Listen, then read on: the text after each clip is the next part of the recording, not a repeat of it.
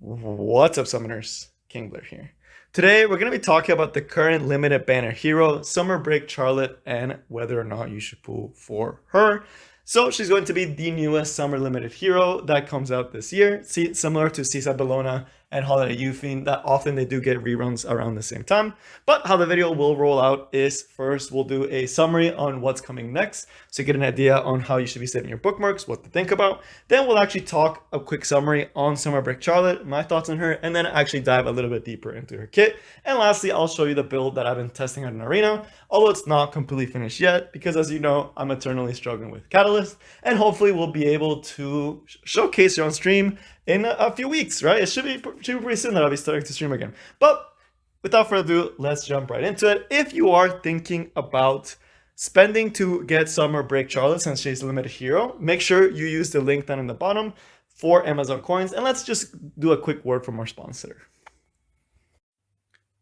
So if you hadn't seen from the official Epic 7 website or from a lot of the other different content creators, you can actually get Epic 7 now on the Amazon Appstore, using the link down in the description to help your boy out quite a bit. But you may be wondering, what is it and why should I download it, right? What's this all about?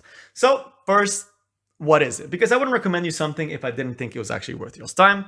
But what it is essentially going to be another app so we can get the app and actually get some pretty sweet deals whenever you spend on the App Store and on the games that you're playing. In this case, most likely going to be Epic 7, right? Which is actually going to be on there, right? So where can you get it? What devices can you do it? It works for any Windows 11 device, which means you can actually download the Amazon App Store from your Windows 11 computer, and you can get it straight through there. No need for emulator. You're able to just get the Amazon App Store on your computer and get the game there, which is really sweet, right? It's really nice to be able to do that. But you may be like me and don't have Windows 11 yet. Does that mean you can't get these awesome deals from the Amazon App Store? No, you can actually still get it on any Android device as well. So this tablet that I'm actually recording this video on actually already has the Amazon App Store, and it does help you through those steps if you follow the link and all that good stuff. And if you need any help, make sure to ping me in the Discord and I'll help you as much as I'm able to. And you should be able to get the Amazon App Store and get Epic 7. But okay, let's say you did all of this and you were able to get it on your emulator, on your Android tablet, or on your computer Windows 11 device. Why? What should you do afterwards? Why would you want to do this? Well, you're actually going to be getting some pretty sweet deals with 20% off a lot of your purchases using Amazon coins. Essentially, if you think about it, whenever you buy a Leaf pack or if you buy Mystic pack or the specialty packs, you get 20%. So for example, the collaboration packs are usually $100. But now you can get that same value for $80, right, with the Amazon coins. That's a pretty sweet deal, right? That's really good, and long term that really helps a lot, especially if you're a dolphin or a whale. Now, for the people that are light spenders and free to play, what do you get out of it? Well, at the end of the day, there are times that you'll eventually get some money to spend in the game, and you want to make sure you're getting the most out of it to be able to optimize, right? You don't want to just waste money. Sometimes, back in the day when I used to get gift cards for Amazon, I didn't know really how to use them.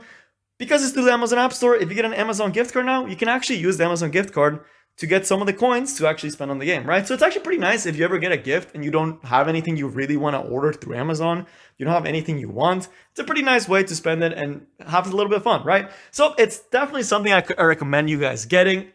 It's super nice, super long-term, amazing benefits to actually be able to get 20% back on your spending, which is, I just want to let you guys know. But with that out of the way, make sure you go through it and get it. So to summarize where we are with bookmarks as well as what's coming next, if you haven't seen in the announcements when you log in, there is going to be an upcoming collab, and that collab is most likely going to be with Full Metal Alchemist, since some of those voice lines were actually data mined. Now, this isn't 100% going to be for sure Full Metal Alchemist, but we do know we're getting a collab in the near future, which means that you do need to start thinking about saving to pull for 2 back-to-back limited heroes, because historically these collabs have been some incredibly strong units. You can think about things like Dizzy Viking when they came out, they were incredibly broken. Rem and Amelia, game-changing units. Rimuru and Milim, game-changing units who haven't even gotten their reruns yet, right? So one of those things that another collab's coming up, and it's most likely going to be very strong heroes because historically they have been. So it's something you do want to start thinking about having the resources for. We also did just come from a lot of hero reruns, right? Like Samurai Sarah got her rerun, as well as Yuha, who was an incredibly strong Guild Wars staple unit, and Sharoon, who's kind of a fun unit, not as needed, and of course, hopefully you saved for Summer Break Charlotte. But again, it is definitely one of those times where resources are definitely going to be limited and you have to start thinking about the future. So it's kind of a tough time for Summer Break Charlotte, but you guys know how I feel about limited heroes. I always think you should have at least one copy, especially with someone like Summer Break Charlotte that has potential as a unit, is quite unique, and in the right team compositions can do a lot. And all it takes is one meta shift for that to happen. But again, at the end of the day, that is going to be a decision that comes down to the player by player, because I understand that is not going to be possible for all players. And she definitely does have counters and has the potential to not do a lot, because there's actually some really strong counters to her, right?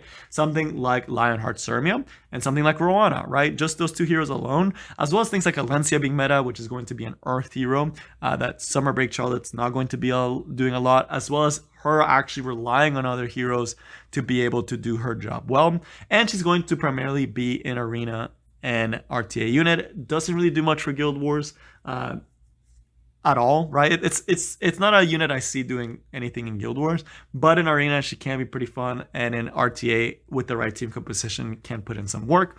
But again, has quite a lot of counters right now in the meta, right? So one of those things that could definitely get better or stronger with time. Ideally, you want to have one copy. Again, it's a limited hero. You would like to have it, especially as new heroes come out. It's hard to tell how a unit's going to shift. But if you're one of those players that doesn't have access to the resources, you're a free-to-play player, you don't have resources, you're unable to play for her, or you just don't like her kit, it's one of those things that it is very definitely an option, right? It's not one of those things I personally want to lose too much sleep about, but it's one of those things that, you know, it's always a tough call, and it will depend player by player. But that is going to take us now to the breakdown of her skill set. So now, as far as her stat line as well as her kit, she's going to be a knight, which means she's going to have pretty solid HP, pretty solid defense, okay speed, but kind of low attack, which is kind of rough for her because she actually does need to have a pretty decent attack stat to be able to do the big damage with the AoE she's going to be bringing. And she does have a lot of help with the crit rate, 37% here because of her passive, but she does get another 10% there, so it's going to have a total of 47% crit rate, which does help with the build. As far as the imprint, it's actually not the greatest imprint, the reason being that her base attack is lower. So something like a Cowrick that has like a 1300 attack, like something crazy like that, very much benefits from an attack self-imprint. She's not going to benefit as much from that self-attack imprint. But again, it's still not a bad imprint, right? It does help her do more damage, although it's not like as priority as other imprints would be. So that is going to actually bring us to her kit. Her S1 is actually going to be her big bread and butter. On its own, doesn't seem too crazy, right? It just does single target, decrease defense, for one turn, right? Not even two turns, 60% chance to land that one turn decrease defense. Where this skill really gets chomping, it's when you get to the soul burn or the dual attack condition. When this skill is a dual attack, it becomes an AoE attack that also gives her a 20% CR push, and it does not trigger counterattacks. This means that you don't auto lose to things like Violet, and you don't auto lose to things like Belian or Rem, right? Because you're not triggering those counterattacks, or even things like Chu, right? Which is a really popular unit right now, or even things like counter Arabi, right? When you get that dual attack, if you hit them, they are not going to be getting a counterattack off because it does not allow for that, right? The other part is that it does also let her cycle a little bit, and it does give her some synergy with things like Conquer Lilius to be able to get that big area attack and get that nice little damage, or even things with Ross. And again, pretty solid skill, right? Nice little AoE attack that decreases defense. Kind of looks like similar to Seaside Bellona, and we'll get to that comparison a little bit more in a bit, right? Because now you might be thinking, okay, dual attacks, that's kind of cheesy. Does that mean I have to bring a Ross? Does that mean I have to bring a Lilius? Not necessarily. Again, it's kind of very similar to Seaside Bellona when we get to the S2. So the S2 is where she actually gets a lot of her crit rate. And the second part of her S2 is that when it is the start of her turn, if she's a full fighting spirit, she'll cleanse her debuffs, gets self-attack buff, and get reset her skill cooldowns, right? And she gets this fighting spirit every 4th ally turn.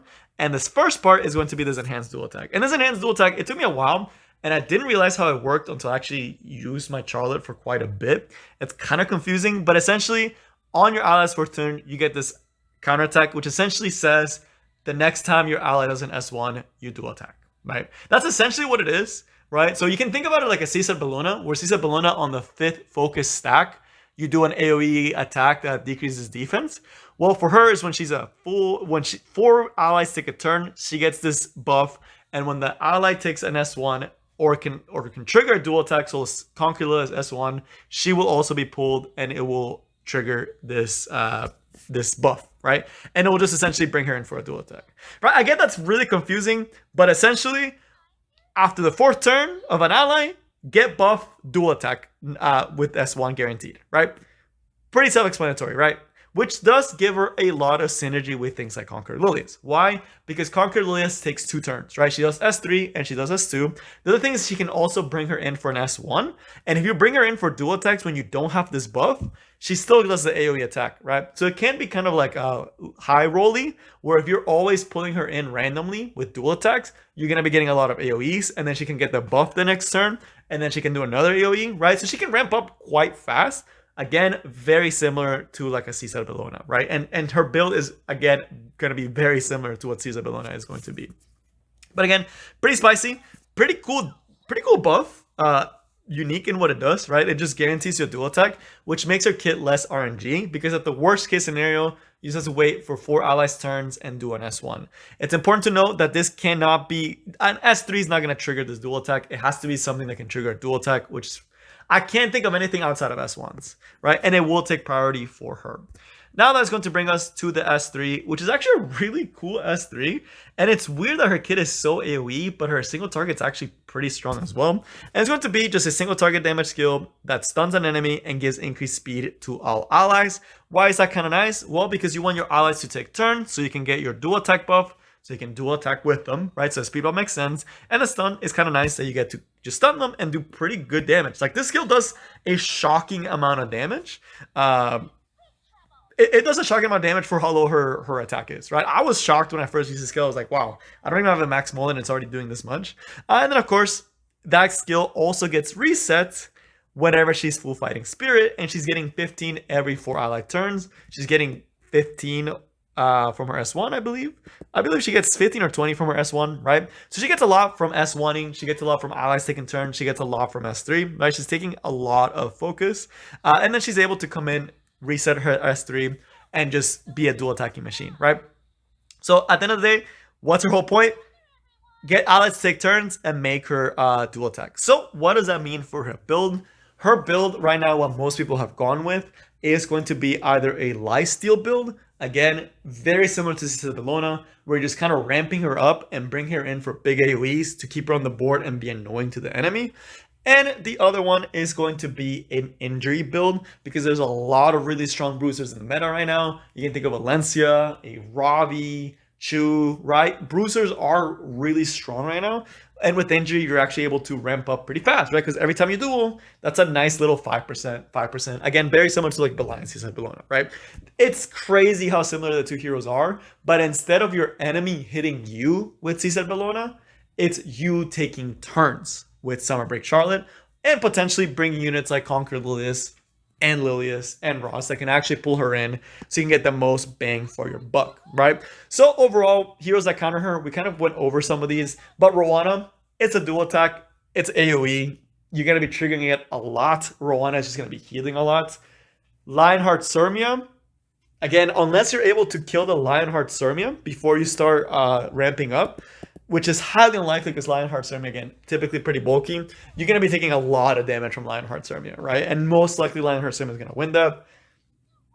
Things like Belial can stop your souls, so during your turn, you're not able to do as many soul burn AoEs, right? So that one kind of hurts a little bit. You don't trigger counterattack, so you don't hard lose to her. The other thing is things like Chu and Alencia, especially Alencia being so meta, is an earth hero that can do a lot of work on you, do a lot of damage on you, and slowly tear you down through time. But again, just think Caesar Bellona, right? The things that counter Caesar Bellona probably going to come under Summer Break Charlotte as well, right? And we don't see Summer Bellona as much either in PvP anymore. But again, they function very similarly, and they're both really, really cool heroes, right? Really, really fun hero.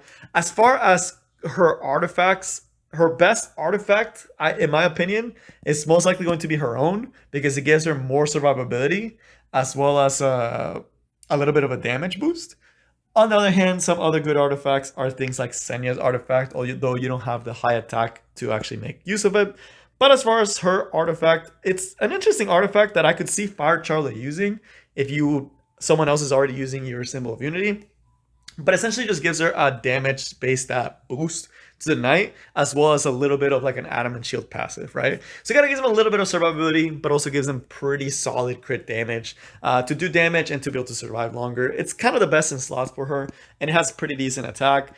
Spear New Dawn, another decent one, but it does require it to be maxed. I do actually have mine maxed, and it does decent damage because every time you do the AoE, you're doing a little bit extra, since it's an S1 that you're actually using for that big AoE. So it does decent damage, nothing too crazy, but again, since it's based on attack and her base attack's a little low, it's kind of a nice little tech if you want to just like some true damage almost.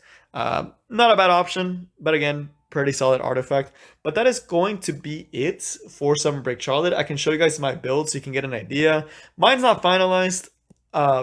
It's not the greatest in the world. It's kind of spare gear. But essentially, again, when I actually max out that and reforge that and change a couple things here and there, she should have close to 100% crit rate. Crit damage could be higher, attack could be much higher, right? You ideally want it as high attack as possible. I like the current bulk on her. She's living. I like lifesteal. Some people will opt for no speed, right? Like the full Bologna, we're not moving speed, we're just hunkering down, and others will do different things. Some will prefer immunity set. I just want it to be cheesy with the bring unity set, just so I can get more out of her S1s, right? Get more cheese out of my S1s. But again, overall, pretty cool unit, right? It's a really interesting unit and concept where she functions like a reverse Cesar Bologna, where you pull her in for dual attacks, and she does the big AoE that way, and she's ramping up as you're taking more turns, right? So cool unit, very great S3 kit. Ideally, if you're able to pull for her, since she's limited, that's what you would like. But again, it may not be possible for everyone. And she does have her counters, but also has a lot of potential. But that's all I have for you guys today. I hope you enjoyed, and I will see you next time.